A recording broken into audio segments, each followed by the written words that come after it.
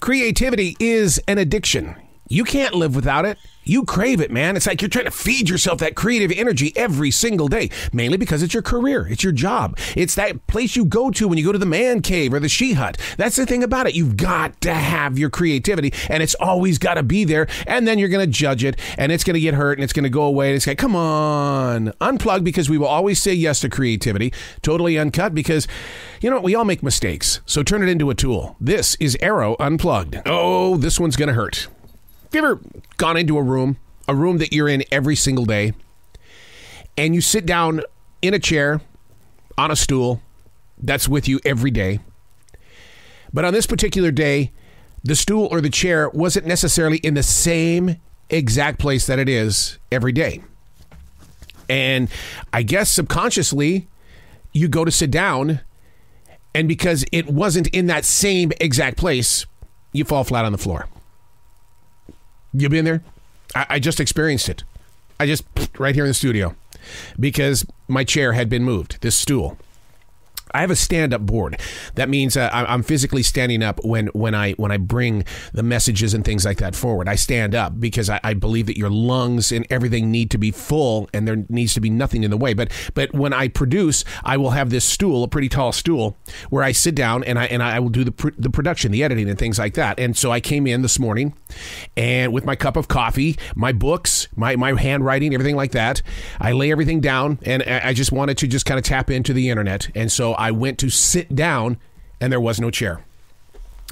You know, what's really wrong with this situation is that I don't have any cameras inside this room, because I'll bet you if I went back and watched it, it'd be pretty funny. I mean, it's like, oh my God, my butt's not going to hit the chair. Oh no.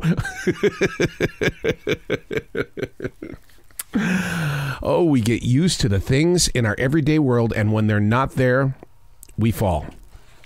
There's a lesson to be taught there. Hey, it's Arroe. This is The Choice. This is what I was writing while the sun was waking up on a brilliant new day. Today we are reading from May 26th, 2022, The Unraveling of Family. Is that another subject you can relate with? First, the chair that's not there, and now the unraveling of family, members of your family that are no longer there. When the final parent passes, there seems to be a shift in family leadership. Making the journey rough is when the children are physically from different makers. You know, yours, mine, and ours. Two different families that came together. My father from the second family made sure that each one of his 8 children were united and treated equally. Since his passing, that doesn't seem to be holding. Invisible lines are keeping my father's ambition at a distance. I mean, I've seen this in other families as well. They're going through the same exact experiences. Instead of coming together, it seems more like people are pushing themselves apart. And I think one of the reasons why is that as adults, we are set in our own way. We don't have to do what you do in your home, because in our home, we do it a different way. So we're not going to go in your direction. And I'm sorry, but it's probably going to upset you. But this is the kind of stuff that happens when your parents pass. When the transition of power materializes, the children change, and you learn very quickly how your personal adult voice isn't always easily embraced. I tried to Google this. There's a lot of stories out there about families trying to come back together, but they really didn't answer the question as to why it happens. Why is it that we are like continents breaking apart with these little miniature earthquakes? And even though we're having a conversation, what you're feeling and what you're hearing and what you're picking up are different. And it's like, wow, you didn't talk like that to me when we all were under the same roof. Now it's like, I get it, because we are all set in our own different ways. If they were to come to my house or my home and bring their rules with them, that wouldn't work too well, because there are different things that we do inside this home than we did in my father's home. And so that's one of the things that really, you know, it kind of pushes people further apart. But how do you get back together?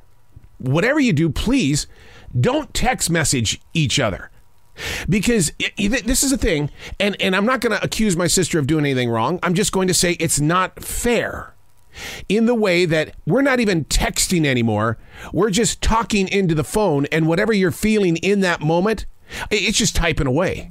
But it's not jumping into the emotions that you would be sharing like we're doing right now. You hear my inflection. You might understand the pacing of why I am doing what it is that I'm doing. But in a text message, it doesn't come across this way. Therefore, it's interpreted a different way. And that's where the battles begin. The unraveling of family. I think our mission these days is to figure out who and what is family during these modern times.